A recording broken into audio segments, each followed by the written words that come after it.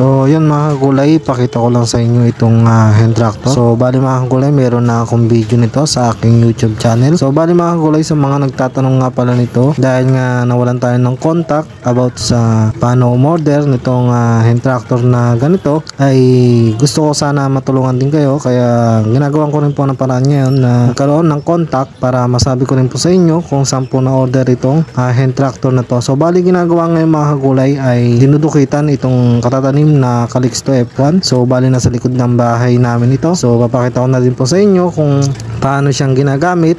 At syempre depende lang po sa inyo kung ano po yung ilalagay na pahila. So bali pagka in-order niya mga kagulay, meron po siyang kasamang rotovator. So tinanggal lang po dahil araw-araw po yung kanyang ginagamit dito. At ito nga yung aking pinsan sa pagtatabon ng puno naman. At ito po yung Calixto F1 na katatanim lang itong nakakaraang araw. So bali ilang days pa lang ito. Tungkol po sa presyo ng hand tractor, gusto ko po munang malaman. At kung magkaroon na ng contact, ilalagay ko na lang po sa aking video or gagawa na lang po ng video para kayo na po mismo ang order.